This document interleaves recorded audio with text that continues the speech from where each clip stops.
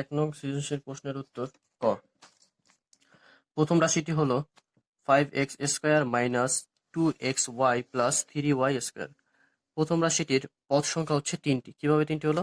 মাইনাসের আগে 5x² এটা একটা পদ, প্লাসের আগে 2xy এটা একটা পদ এবং 3y² এটা একটা পদ। তাহলে আমরা বলতে পারি যে প্রথম রাশিতে পদ সংখ্যা হচ্ছে তিনটি। কি কি? 5x², 2xy এবং 3y²। এটাই অ্যান্সার। এক নং সৃজনশীল প্রশ্নের উত্তর খ। প্রথম রাশি কি দেওয়া আছে? 5x² minus 2xy plus 3y²। দ্বিতীয় রাশি x² মাইনাস 3xy।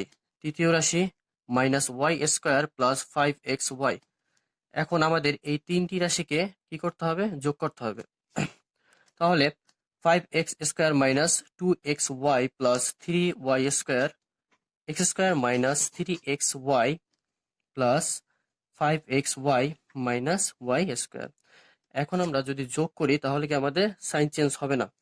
তাহলে এখানে 3y² সাথে যদি আমরা মাইনাস y² যোগ করি তাহলে কি হয়? প্লাসে প্লাসে মাইনাসে মাইনাস হয়। তাহলে কি হয়? আমাদের 3y থেকে 3y² থেকে y² চলে গেলে থাকে 2y²। যেহেতু আমাদের প্লাস চিহ্ন বড় তাই এখানে কি আসছে? প্লাস চিহ্ন আসছে।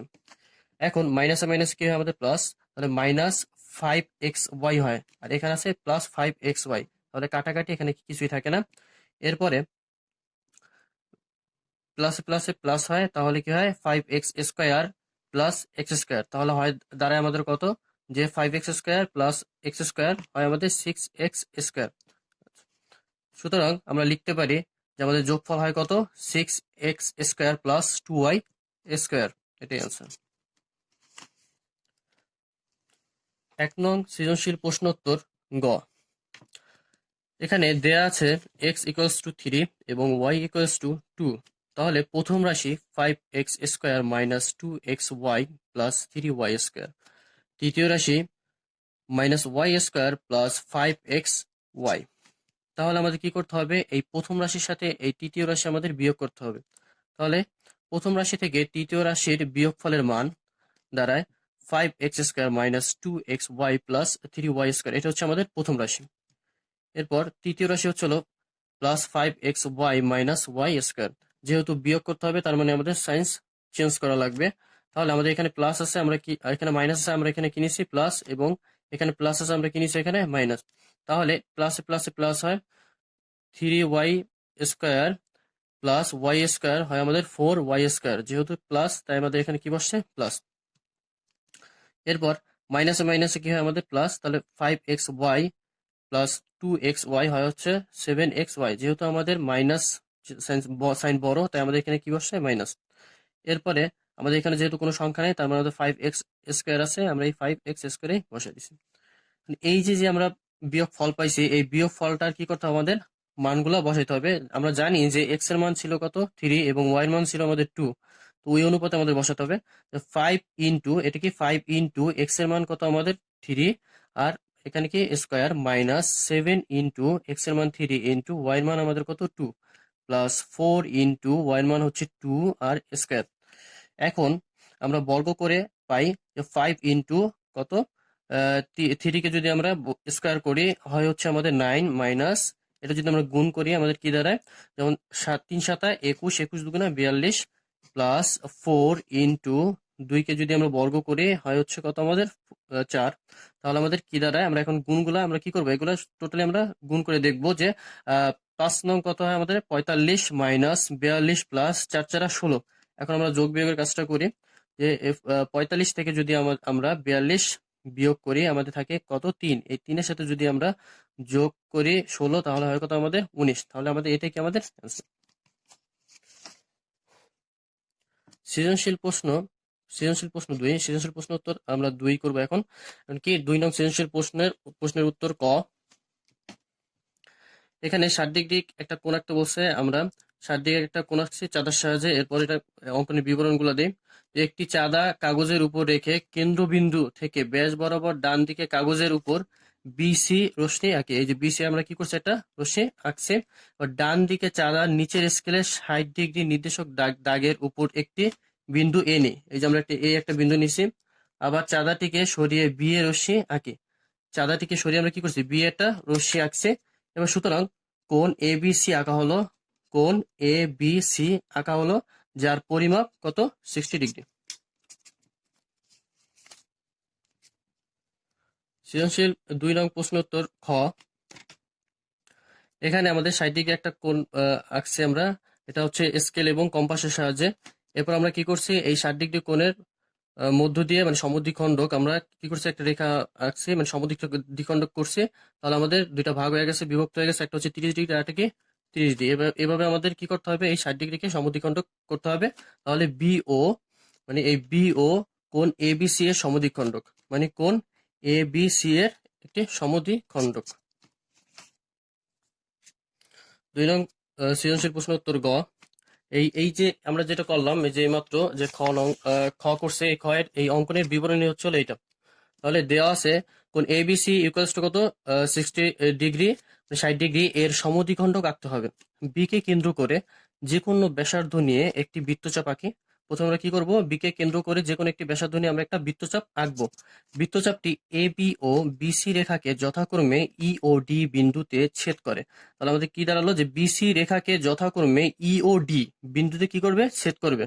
ই ও ডি বিন্দুকে কেন্দ্র করে ইডি এর অর্ধেকের বেশি কি করব, ই ও ডি বিন্দুকে কেন্দ্র করে ইডি এর অর্ধেকের বেশি ব্যাসার্ধ নিয়ে, কি নিয়ে, ব্যাসার্ধ নিয়ে আরো দুটি কি আঁকবো আমরা, বৃত্তচাপ আঁকি। বৃত্তচাপ দুটি ও বিন্দুতে ছেদ করে, বৃত্তচাপ দুটি কি বিন্দুতে ছেদ করবে, ও বিন্দুতে ছেদ করে। তাহলে বি ও আমরা কি করব, যোগ করবো, আমরা বি আর ও কি করব, যোগ করব।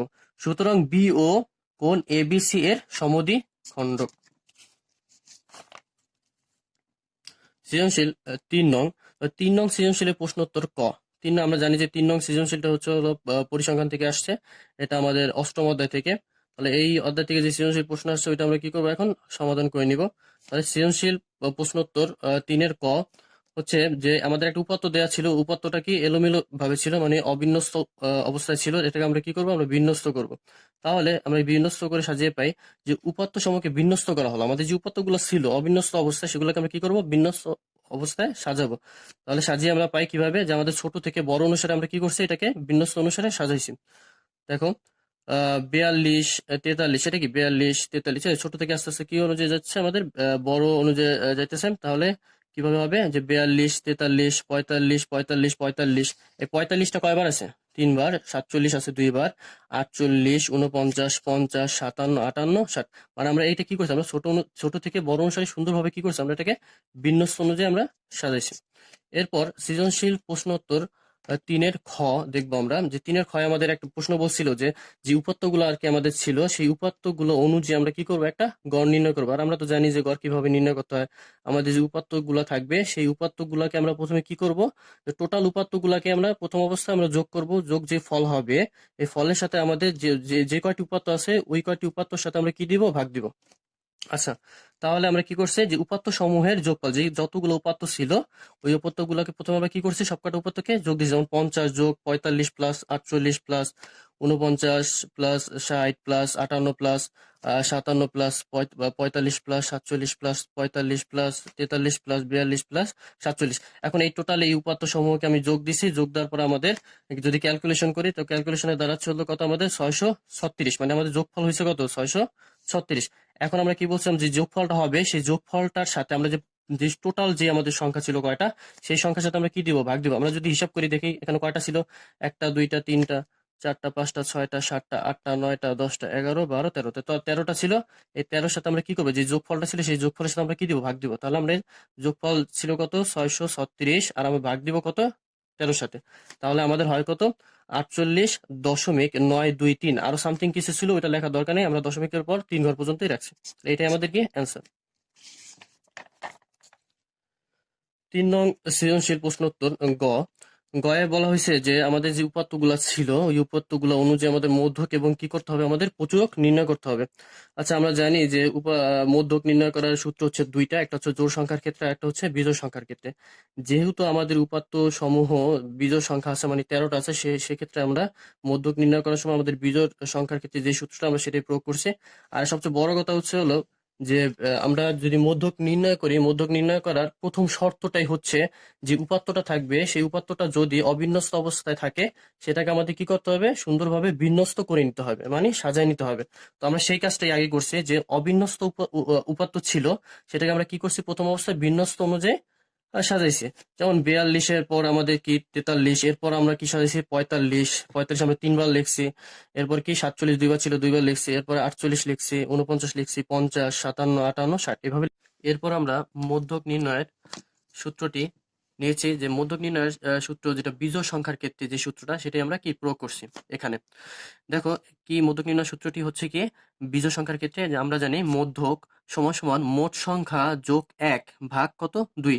কারণ এই দুই মধ্যক যখনই তুমি নির্ণয় করবা, জোড় সংখ্যার ক্ষেত্রে হোক আর বিজোড় সংখ্যার ক্ষেত্রে হোক, সেখানে তোমার কি করতে হবে, অবশ্যই 2 দ্বারা ভাগ করতে হবে। তাহলে আমাদের কি দ্বারা, যে মোট সংখ্যা আমরা জানি যে মোট সংখ্যা কয়টি ছিল, মোট সংখ্যা ছিল হচ্ছে 13টি। এখানে মোট সংখ্যা কয়টি, 13টি। তাহলে আমাদের মোট সংখ্যা আমরা লিখছি কত, 13 যোগ 1 ভাগ দিব কত দিয়ে, 2 দিয়ে।